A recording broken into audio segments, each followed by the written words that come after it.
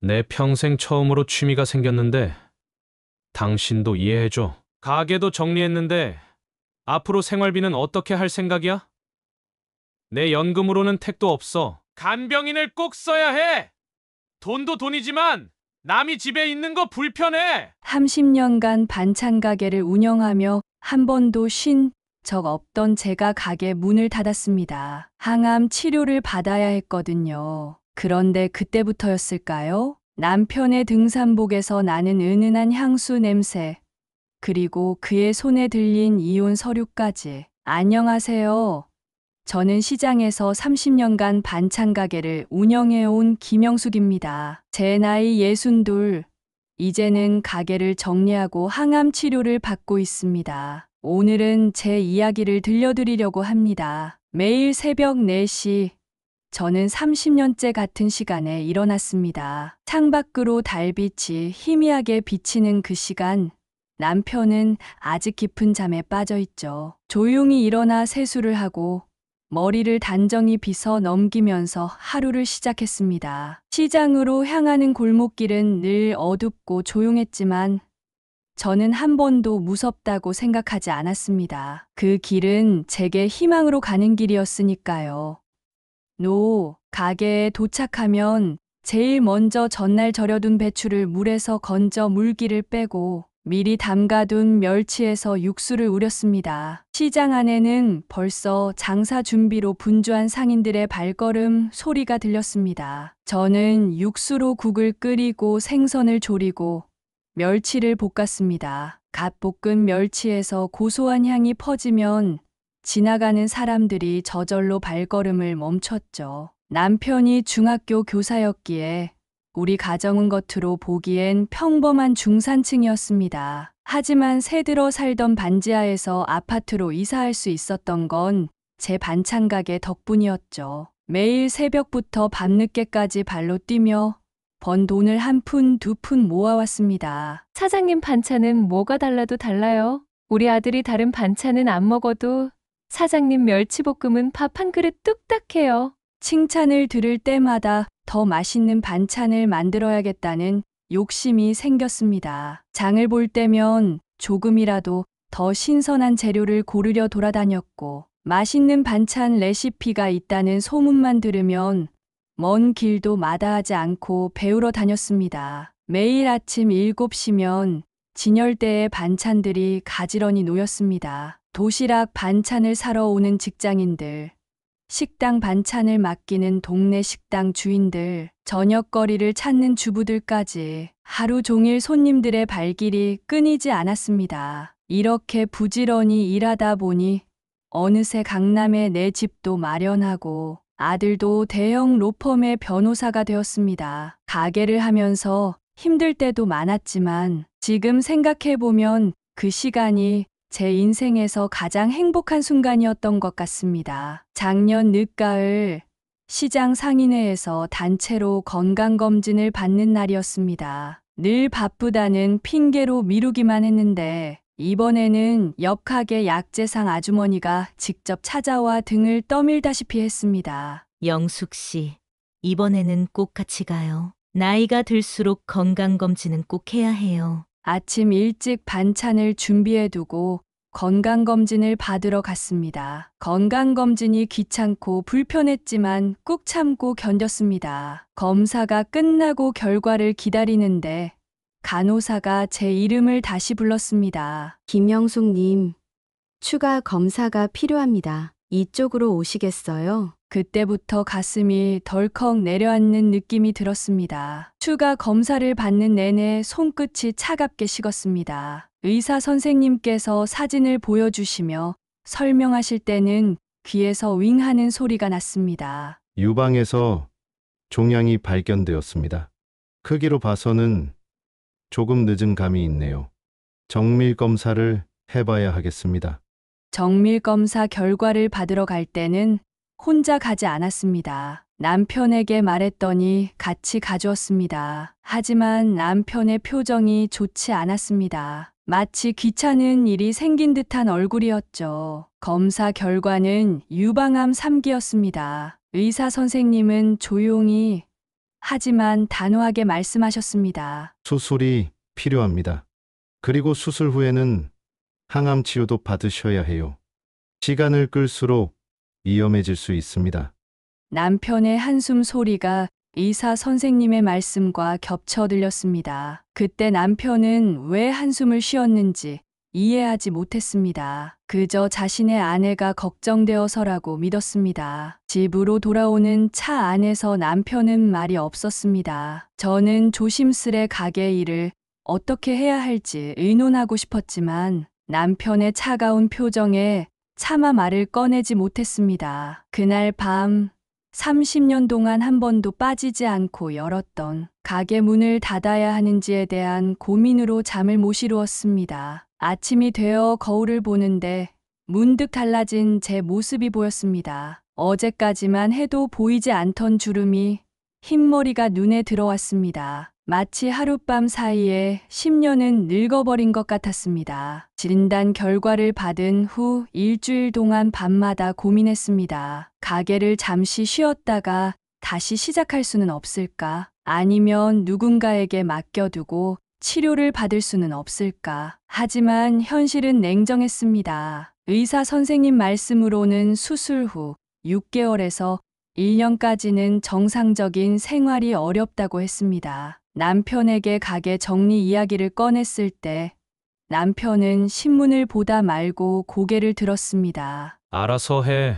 당신 가게니까. 그 무심한 말투에 가슴 한켠이 아려왔습니다. 30년 동안 우리 가정을 지탱해온 가게였는데 남편은 마치 남의 일처럼 대했습니다. 단골 손님들에게 가게를 정리한다는 소식을 전하는 일은 더욱 힘들었습니다. 매일 아침 반찬을 사러 오시던 할머니께서는 눈시울을 붉히셨습니다. 이제 누구 반찬을 먹나? 사장님 반찬이 제일 맛있는데 얼른 나와서 다시 오셔야 해요. 가게를 정리하는 과정은 제 인생을 정리하는 것처럼 느껴졌습니다. 오래된 양념통을 닦으며 첫 가게를 열던 날이 떠올랐고 낡은 앞치마를 정리하며 그동안의 세월이 주마등처럼 스쳐 지나갔습니다. 며칠 후 시장 상인회 회장님이 찾아오셨습니다. 권리금 이야기를 꺼내시더니 적정 가격을 제시해 주셨습니다. 하지만 저는 욕심을 부리고 싶지 않았습니다. 그저 빨리 치료를 시작하고 싶었을 뿐입니다. 이 자리가 얼마나 좋은 자리인지 제가 알지 않습니까? 시세대로 받으셔야죠. 마지막 장사를 하던 날 평소보다 일찍 재료를 준비했습니다. 모든 반찬을 정성껏 만들었습니다. 마지막이니까 더 맛있게, 더 예쁘게 만들고 싶었습니다. 찾아오는 단골 손님들마다 눈물바다가 되었습니다. 문을 닫기 전 가게를 한 바퀴 돌아보았습니다. 빈 진열대, 말끔히 정리된 주방, 반짝반짝 광이 나는 스테인리스 싱크대까지 모든 것이 처음 시작할 때처럼 깨끗했습니다. 다만 30년이라는 세월의 흔적만이 제 마음 한켠에 깊이 새겨져 있을 뿐이었습니다. 가게 문을 마지막으로 잠그면서 깨달았습니다. 이제 제 앞에 놓인 것은 암과의 싸움이라는 새로운 시작이라는 것을. 수술 날짜가 잡혔습니다. 12월의 마지막 주. 연말연시를 병실에서 보내게 될 거라고 의사 선생님이 말씀하셨습니다. 아들이 휴가를 내고 병원에 같이 가겠다고 했지만 바쁜 회사 일에 지장 있을까봐 만류했습니다. 수술 전날 병실에 혼자 누워있는데 한기가 들었습니다. 남편은 산악회 송년회에 참석한다며 병원에 오지 않았습니다. 문자 한 통 왔을 뿐입니다. 내일 수술 잘 받아. 밤새 잠을 설쳤습니다. 수술대에 오르기 전 마취약을 맞으며 마지막으로 든 생각은 가게에서 장사하던 때가 그립다는 것이었습니다. 깨어나 보니 회복실이었습니다. 왼쪽 가슴에는 둔중한 통증이 있었고 몸 곳곳에 주사 바늘이 꽂혀 있었습니다. 간호사가 수술이 잘 끝났다고 했지만 남편의 모습은 보이지 않았습니다. 보호자분은 아까 다녀가셨어요. 산에 가신다고 하시더라고요. 일반 병실로 옮긴 뒤에야 아들을 만날 수 있었습니다. 아들은 퇴근 후 병원으로 달려왔다며 제 손을 꼭 잡아주었습니다. 어머니, 제가 있을게요. 걱정하지 마세요. 수술 후 일주일, 의사 선생님은 암세포가 림프절까지 전이된 것을 발견했다며 항암 치료가 필수적이라고 했습니다. 6차에 걸친 항암 치료 일정을 들으며 제 손은 자꾸만 떨렸습니다. 첫 항암 치료는 새해 첫날부터 시작되었습니다. 차가운 약물이 혈관을 타고 들어올 때마다 온몸이 얼어붙는 것 같았습니다. 밤새 구토가 이어졌고 몸은 점점 더 힘들어졌습니다. 남편은 이틀에 한 번 정도 병문안을 왔습니다. 그마저도 늘 시계를 보며 서두르는 모습이었습니다. 제가 구토하고 있을 때면 질색하며 밖에 나가 있었고 머리카락이 빠지기 시작했을 때는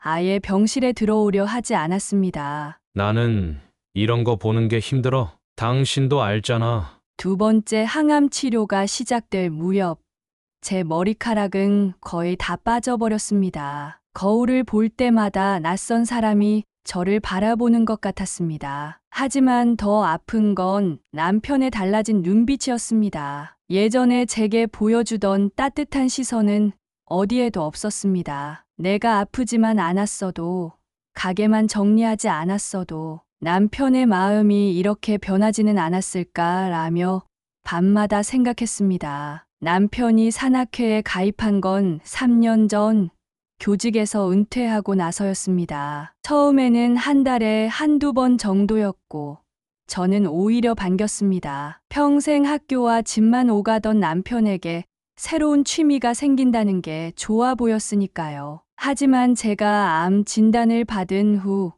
남편의 산행은 더 잦아졌습니다. 이제는 일주일에 2~3번씩 산에 갔고 때로는 1박 2일 산행을 간다며 집을 비우기도 했습니다. 내 평생 처음으로 취미가 생겼는데 당신도 이해해줘. 항암 치료로 힘들어하는 저를 두고 떠나는 남편을 볼 때마다 서운했지만 말을 꺼내기가 조심스러웠습니다. 혹시나 제가 투정을 부리는 것처럼 보일까봐, 아픈 사람 심정으로 남편을 속박하는 것처럼 보일까봐 걱정됐습니다. 남편의 산악회 활동이 수상쩍게 보이기 시작한 건 어느 날 아침 빨래를 정리하다가 향수 냄새가 은은하게 밴 등산복을 발견하고 나서였습니다. 남편은 평생 향수를 써본 적이 없는 사람이었습니다. 그러고 보니 전화기를 자주 확인하는 모습도 눈에 띄었습니다. 식사 중에도 문자가 오면 은근슬쩍 자리를 피했고 통화할 때는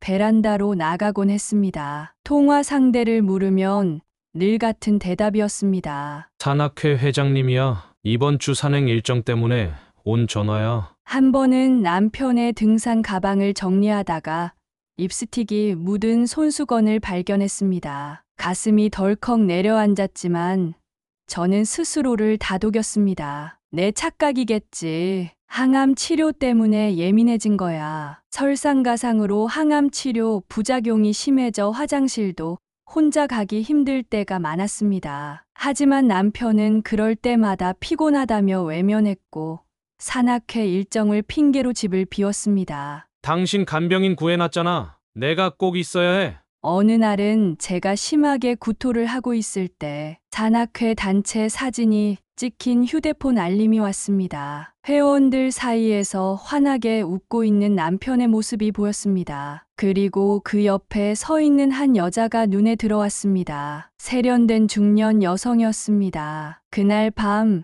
남편이 샤워를 하는 동안 휴대폰 문자를 훔쳐보고 싶은 충동이 들었습니다. 하지만 그러지 않았습니다. 아직도 남편을 믿고 싶었고 제 의심이 기우이기를 바랐으니까요. 세 번째 항암 치료가 시작될 무렵 남편의 태도는 더욱 차가워졌습니다. 아침 식사 때면 신문만 보다가 일어섰고 저녁에는 텔레비전만 보다가 잠들었습니다. 제가 말을 걸면 짧게 대답하고 말았죠. 가게도 정리했는데 앞으로 생활비는 어떻게 할 생각이야? 내 연금으로는 택도 없어. 어느 날은 제가 기운이 없어 누워있는데 남편이 갑자기 통장을 들고 왔습니다. 가게 정리하면서 받은 권리금은 어디에 넣어뒀어? 그 말에 순간 가슴이 철렁 내려앉았습니다. 30년 동안 입에 올린 적 없던 돈 이야기를 꺼내는 남편의 모습이 낯설었습니다. 적금 들어뒀어요. 앞으로 생활할 돈인데 왜 그러시나요? 남편은 제 대답을 듣자마자 굳은 표정으로 방을 나갔습니다. 그날 이후 남편은 재산 이야기를 자주 꺼냈고 무언가 고민하는 모습을 보였습니다. 밤에 잠든 남편의 휴대폰이 진동으로 울릴 때면 가슴이 덜컥 내려앉았습니다. 한 번은 새벽에 깨어보니 남편이 베란다에서 조용히 통화하고 있었죠. 내일 아침 등산. 응. 나도 기대돼. 간병인 아주머니 비용은 보험이 안 됐지만 제가 모아둔 돈으로 해결할 수 있었습니다. 그런데 남편은 그마저도 불만이었습니다. 간병인을 꼭 써야 해. 돈도 돈이지만 남이 집에 있는 거 불편해. 간병인 아주머니가 절 씻겨주실 때 문득 거울에 비친 제 모습이 한없이 초라해 보였습니다. 빠진 머리카락, 야위어가는 얼굴, 까맣게 변한 손톱, 남편이 절 외면하는 게 이해가 되기도 했습니다. 하지만 남편의 태도는 점점 더 냉랭해졌습니다. 제가 밤에 통증 때문에 신음할 때면 짜증을 내며 다른 방으로 가버렸고 앞으로의 생활비 이야기만 나오면 한숨부터 쉬었습니다. 그러던 어느 날 남편의 등산 배낭을 정리하다가 영수증 하나를 발견했습니다. 시내 유명 레스토랑의 저녁 식사 영수증이었습니다. 날짜는 제가 2번째 항암 치료로 심하게 아팠던 날이었죠. 2인분 주문에 와인까지 나이트 커플 세트 메뉴였습니다. 손이 떨려왔습니다. 이제는 더 이상 의심이 아니었습니다. 하지만 제가 할 수 있는 게 없었습니다. 암과 싸우느라 이미 지쳐 있었고 남편을 의심하고 추궁할 기운조차 없었습니다. 내가 이렇게 아프지만 않았더라면, 가게만 계속했더라면 이런 일이 없었을까 라며 밤마다 천장을 보며 생각했습니다. 6차 항암 치료를 앞둔 어느 날 아침이었습니다. 간병인 아주머니가 잠시 장을 보러 나간 사이 혼자 거실 소파에 앉아 있었습니다. 그때 남편이 서류 봉투를 들고 들어왔습니다. 평소와 달리 넥타이를 매고 있었고 깔끔하게 면도도 했더군요. 걔를 보니 오전 10시, 평소 같으면 산악회 모임에 나갔을 시간이었습니다. 할 이야기가 있어.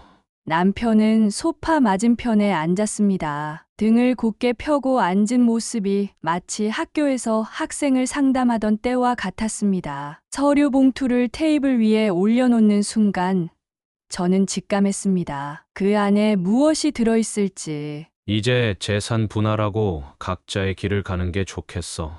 순간 숨이 멎는 것 같았습니다. 수십 년 동안 함께 살아온 남편이 제가 항암 치료로 가장 힘들어하는 이 시기에 이혼 서류를 내밀고 있었습니다.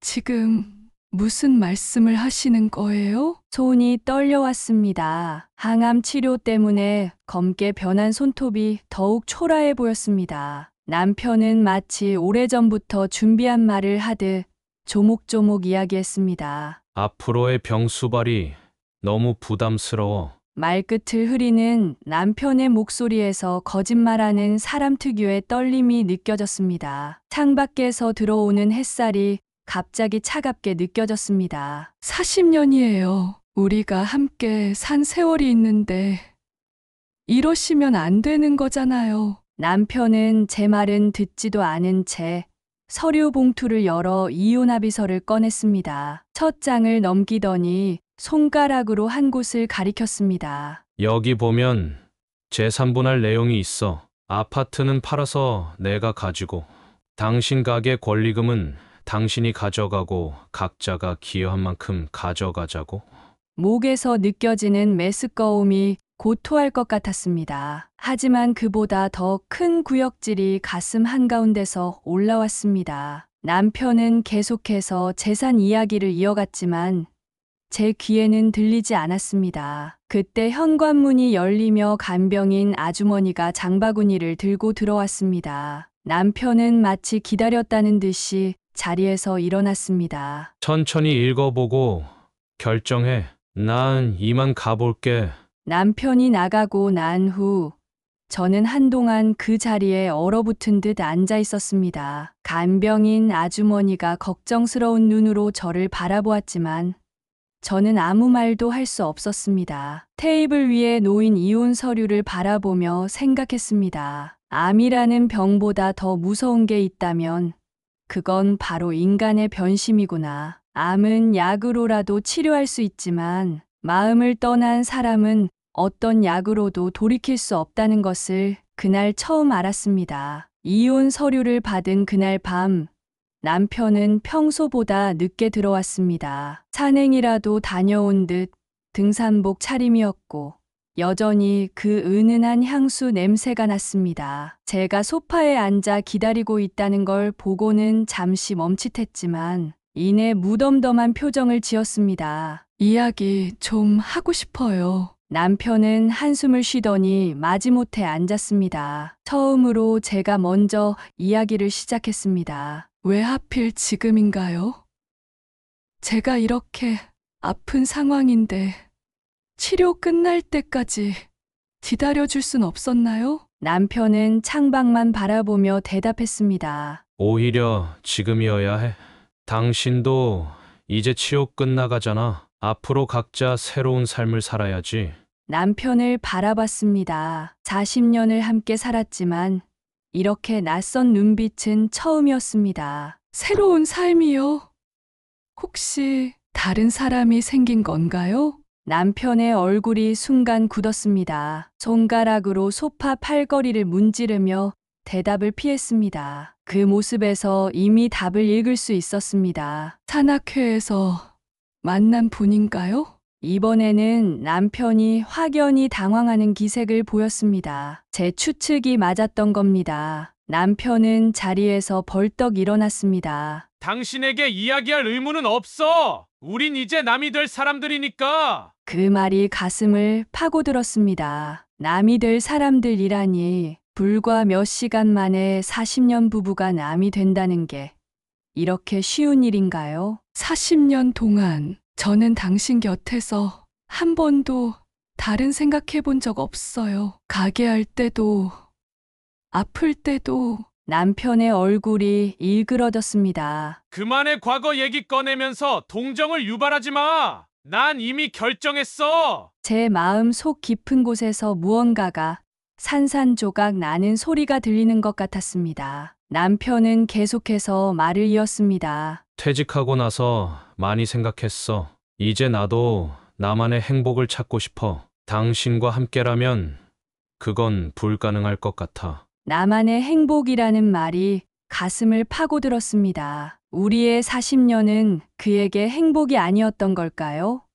목소리가 떨리기 시작했습니다. 그럼 제가 암에 걸리지만 않았어도 계속 함께 했을 건가요? 남편은 고개를 저었습니다. 아니, 그렇진 않았을 것 같아. 그 말을 끝으로 남편은 방으로 들어가 버렸습니다. 저는 한동안 그대로 앉아 있었습니다. 창밖으로 보이는 달빛이 유난히 차갑게 느껴졌습니다. 40년이란 세월이 한순간에 무너져 내리는 소리를 들으며 이제는 돌이킬 수 없다는 것을 깨달았습니다. 이혼 이야기가 나온 후 처음으로 통장 잔고를 꼼꼼히 확인해 보았습니다. 다행히 실비보험이 있어 치료비 부담은 크지 않았지만 앞으로의 생활이 걱정되기 시작했습니다. 간병인 아주머니를 마주하는 게 미안해졌습니다. 아무리 적금을 붓고 보험을 들어뒀다 해도 혼자서 이 모든 걸 감당하려면 빠듯할 것 같았습니다. 사모님, 오늘은 죽 드실래요? 밥 드실래요? 늘 하던 질문인데 이날따라 눈물이 났습니다. 앞으로 얼마나 더 간병인 아주머니의 도움을 받을 수 있을까 하는 생각이 들었기 때문입니다. 그날 저녁 식탁에 앉아 가계부를 펼쳤습니다. 한 달 생활비, 간병인 비용, 병원 방문 시 택시비, 영양제와 보조식품 값까지 숫자를 적어내려가는 손이 떨렸습니다. 남편은 이혼 서류와 함께 위자료, 포기각서도 요구했습니다. 30년 동안 모아온 가게 통장을 보며 마음이 무거워졌습니다. 이 돈으로 얼마나 버틸 수 있을까? 아주머니, 이제 매일 오시지 마시고 이틀에 한 번만 와주시면 안 될까요? 간병인 아주머니는 제 얼굴을 걱정스럽게 바라보았습니다. 힘드실 텐데 혼자 어떻게 하시려고요?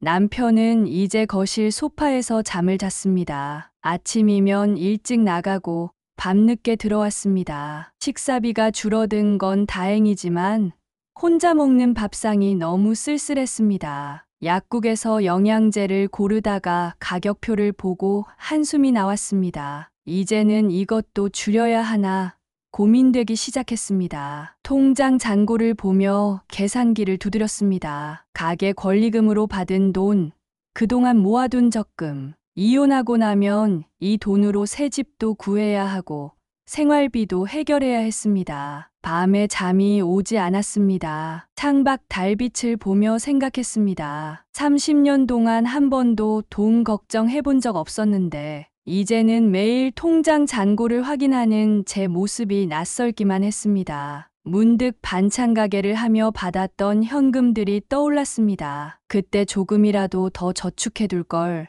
보험을 더 들어둘 걸 하는 후회가 밀려왔습니다. 하지만 이내 고개를 저었습니다. 아무리 돈을 더 모았어도 남편의 마음은 돌아오지 않았겠지요. 어느 날 치료 후유증으로 힘들어 집에서 쉬고 있는데 현관 초인종이 울렸습니다. 간병인 아주머니가 문을 열어보니 옛날 단골 손님이 찾아오셨습니다. 선생님 댁에 찾아와서 죄송해요. 하지만 제가 꼭 드릴 말씀이 있어서요. 20년 넘게 반찬을 사 가시던 분이었습니다. 지금은 다른 동네로 이사 가셨다는데 일부러 절 찾아오셨다고 했습니다. 어머, 이렇게 찾아와 주시고 앉으세요. 선생님 남편 되시는 분 말씀인데. 손님의 표정이 어두워지는 걸 보고 가슴이 덜컥 내려앉았습니다. 손님은 조심스럽게 말을 이어갔습니다. 지난주 토요일 시내 고급 레스토랑에서 남편을 봤다고 했습니다. 세련된 중년 여성과 함께였고 너무나 다정한 모습이었답니다. 손님은 처음엔 눈을 의심했다고 했습니다. 둘이 손을 잡고 있더라고요. 제가 우연히 그 식당에 있어서 이야기를 듣게 되었어요. 여자는 산악회 회원이라고 했습니다. 과거 남편의 첫사랑이었던 사람이 미국에서 돌아와 산악회에서 제외했다는 이야기도 덧붙이셨습니다. 그 여자분이 미국에서 사별하고 돌아왔다던데 산악회 사람들 사이에선 다 아는 이야기래요. 손님의 말씀을 듣는 동안 온몸에 힘이 빠져나갔습니다. 그동안의 의심과 불안이 하나둘씩 실체를 드러내는 것 같았습니다. 은은한 향수 냄새, 잦아진 산행, 늦은 귀가, 차가워진 태도, 모든 것이 이제야 설명이 되었습니다. 선생님이 이렇게 치료받고 계시는데 너무하시는 거 아닙니까? 이걸 알고도 모른 척하고 넘어가는 게 선생님께 너무 죄송해서 찾아왔어요. 손님은 휴대폰을 꺼내더니 사진을 보여주셨습니다. 식당 안의 모습이 흐릿하게 찍혀 있었지만 남편의 뒷모습은 분명했습니다. 그리고 그 맞은편에 앉아있는 세련된 여성의 모습도. 사진은 문자로 보내주세요. 정말 감사합니다. 손님이 돌아가신 후 소파에 한동안 그대로 앉아 있었습니다. 창밖으로 노을이 지고 있었습니다. 문득 남편이 그토록 급하게 이혼을 서두른 이유를 알 것 같았습니다. 새로운 사랑을 위해 40년을 함께한 아픈 아내는 하루빨리 정리하고 싶었던 거겠지요. 손님이 다녀가신 후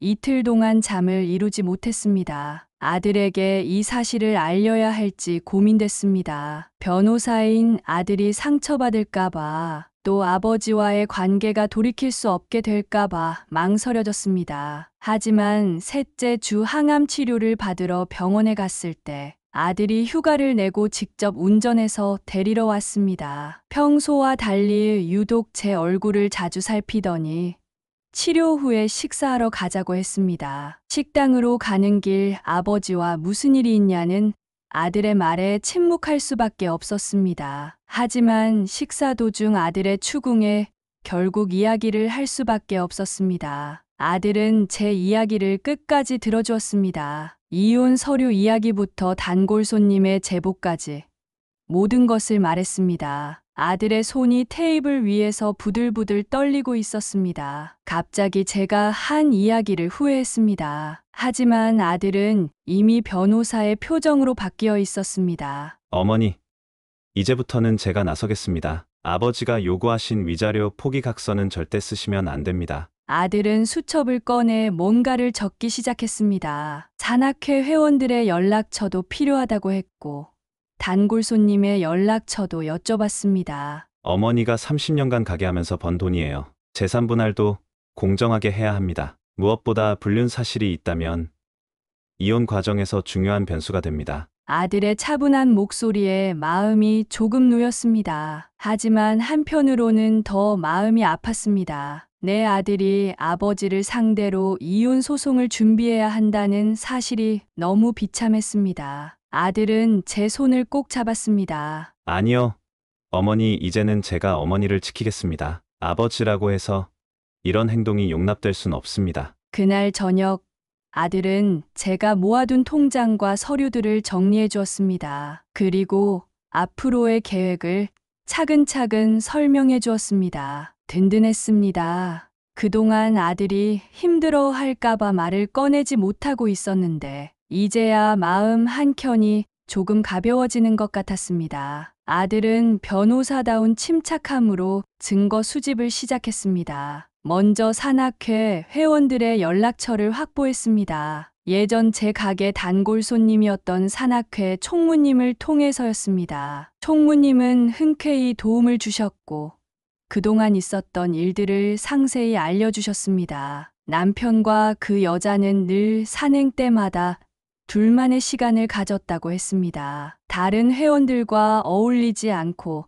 따로 움직였죠. 때로는 산행이 끝난 후에도 둘이서만 식사를 하러 갔다고 합니다. 총무님이 건네준 산악회 앨범에는 지난 1년간의 기록이 고스란히 담겨 있었습니다. 매번 찍은 단체 사진 속에서 남편과 그 여자는 늘 나란히 서 있었습니다. 결정적인 증거는 뜻밖의 곳에서 나왔습니다. 아들이 살피던 남편의 신용카드 내역에서 수상한 점을 발견한 것입니다. 제가 두 번째 항암 치료를 받던 날 시내 고급 호텔에 숙박 영수증이 있었습니다. 게다가 근처 백화점에서 여성용 선물을 구입한 내역도 함께 있었죠. 아들은 모든 증거를 깔끔하게 정리했습니다. 산악회 회원들의 증언, 카드 사용 내역, 단체 사진들, 그리고 호텔 영수증까지 한 장 한 장 정리될 때마다 30년 세월이 무너지는 소리가 들리는 것 같았습니다. 법정에 제출할 자료들을 챙기면서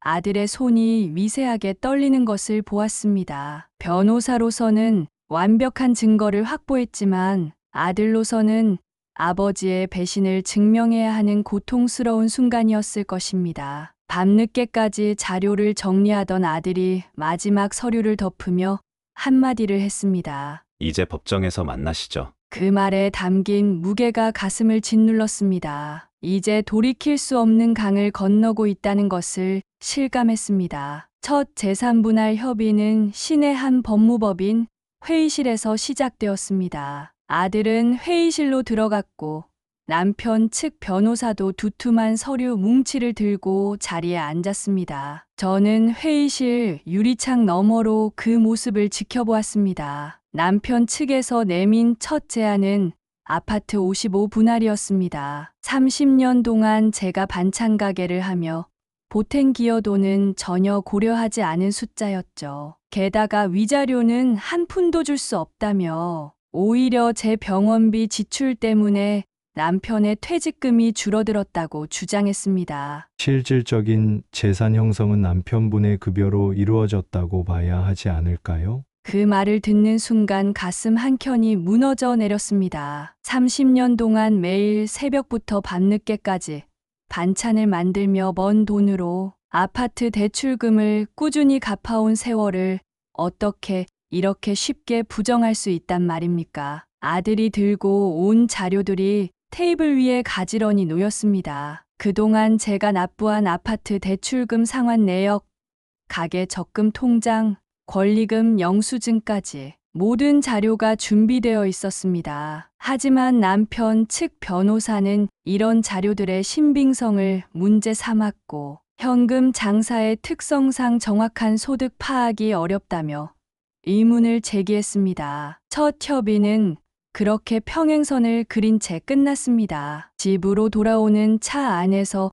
아들은 긴 한숨을 내쉬었습니다. 저는 창밖으로 고개를 돌렸습니다. 퇴직금이나 연금처럼 깔끔하게 정리된 서류가 없다는 이유로 제 30년 세월이 이렇게 쉽게 부정당하는 현실이 서글펐습니다. 두 번째 협의를 앞두고 남편의 태도가 돌변했습니다. 아들을 통해 협상을 하던 남편은 어느 날 갑자기 집으로 찾아왔습니다. 한밤중이었고 술 냄새가 짙게 났습니다. 당신이 나를 이렇게 막다른 길로 모는군. 그날 이후 남편 측의 태도는 더욱 공격적으로 변했습니다. 두 번째 협의에서 남편 측 변호사는 새로운 주장들을 꺼내들었습니다. 제가 반찬 가게를 하면서 매출을 숨겼을 것이라는 의심부터 세무서 신고 내역까지 들춰내며 제 재산 형성 과정에 의문을 제기했습니다. 30년 동안 성실하게 장사하며 한 푼 두 푼 모았던 돈이 마치 불법으로 번 돈처럼 취급되었습니다. 하지만 이때 아들이 결정적인 증거들을 제시했습니다. 호텔 영수증, 산악회 회원들의 증언, 카드 내역, 단체 사진까지 불륜의 증거가 하나둘 공개되자 남편 측의 기세가 꺾였습니다. 세 번째 협의에서 그들은 마침내 태도를 바꾸었습니다. 최종 합의는 예상보다 빨리 이루어졌습니다. 아파트는 80%로 분할하고 퇴직금과 개인연금은 남편의 몫으로, 가계 적금과 권리금은 제 몫으로 인정받았습니다. 추가로 위자료 1억을 받기로 했습니다. 합의서에 도장을 찍는 순간 이상하게도 마음이 편안해졌습니다. 도장을 찍으며 생각했습니다. 30년 전 처음 가게 문을 열던 날의 설렘도, 아파트 계약서에 도장 찍던 날의 기쁨도 이제는 모두 지나간 일이 되었다고요. 제3분할 합의를 마치고 일주일이 지났을 때였습니다. 병원 로비에서 마주쳤습니다. 남편의 첫사랑이라는 그 여자였습니다. 세련된 옷차림에 화장도 진했습니다. 제가 항암 치료로 빠진 머리카락을 가리려 쓴 모자와는 대조적이었죠. 그제야 기억났습니다. 20살 때 같은 동아리에서 만났던 그 얼굴. 남편과 그녀가 가까웠다는 걸 알았지만 그때는 별로 신경 쓰지 않았습니다. 제가 남편의 선택을 받았다고 생각했으니까요. 그녀는 마치 오래된 친구를 만난 듯 자연스럽게 말을 걸어왔습니다. 미국에서의 생활, 사별 후의 외로움, 우연히 만난 남편과의 재회까지 마치 로맨스 소설의 한 장면처럼 이야기했습니다. 제 존재는 그녀의 이야기에서 한 줄의 각주도 되지 못했습니다. 저는 그저 듣고만 있었습니다. 혀끝까지 올라오는 말들을 삼켰습니다. 30년 전에 제가 그랬듯 지금의 그녀도 자신이 선택받은 사람이라고 믿는 것 같았습니다. 하지만 이제는 알았습니다. 남편에게 우리는 모두 한때의 선택일 뿐이라는 것을. 집으로 돌아오는 택시 안에서 창밖을 바라보았습니다. 항암 치료로 지친 제 모습이 유리창에 비쳤습니다. 문득 웃음이 났습니다. 그녀의 세련된 모습도, 완벽한 화장도 결국은 저도 30년 전에 지녔던 것들이었습니다. 시간이 흐르면 그녀도 알게 되겠죠. 사랑은 지키는 것이 아니라 매일매일 새로 만들어가는 것이라는 걸. 그리고 그것을 모르는 사람과는 영원한 사랑도 없다는 것을. 아들의 도움으로 새 아파트를 계약했습니다. 합의금으로 받은 아파트 분할금 4억 8천과 위자료 1억으로 전세를 구했습니다. 햇빛이 잘 드는 방향이었고 무엇보다 병원과 가까워서 통원 치료하기 좋았습니다. 은행에 가서 통장을 정리했습니다. 가계 적금과 권리금을 모두 새 통장으로 옮기고 남편과 공동 명의로 된 계좌들을 해지했습니다. 30년 동안 모아온 적금 통장을 들여다보니 그동안의 세월이 고스란히 담겨 있었습니다. 매일같이 장사하면서 빠짐없이 부은 적금. 그때는 힘들었지만 지금은 그 돈이 제게 새로운 삶을 살 수 있게 해주었습니다. 이사 당일 짐을 정리하면서 오래된 앨범을 발견했습니다. 결혼식 사진부터 가게 오픈식 사진까지 추억이 담긴 앨범은 아들 집에 맡기기로 했습니다. 새 집에서는 새로운 추억을 만들어가고 싶었습니다. 집 계약금을 치르고 나오는 길에 문득 든 생각이 있었습니다. 이제는 제 이름으로 된 집에서 제가 번 돈으로 온전히 제 삶을 살 수 있다는 것. 짐을 옮기는 날 간병인 아주머니가 끝까지 도와주셨습니다. 이제는 항암 치료도 마지막 단계라 혼자서도 일상생활이 가능했지만 아주머니는 이사만큼은 도와주고 싶다고 하셨습니다. 새집 거실에 짐을 풀면서 처음으로 마음이 편안해지는 것을 느꼈습니다. 이혼 서류에 도장을 찍기 위해 구청에서 만났습니다. 한 달 만에 보는 남편의 모습이 낯설었습니다. 새로 산 양복을 입고 머리도 염색을 했더군요. 저는 항암 치료 끝나고 이제 막 새로 난 짧은 머리를 쓰다듬으며 자리에 앉았습니다. 치료는 잘 끝났나 보네.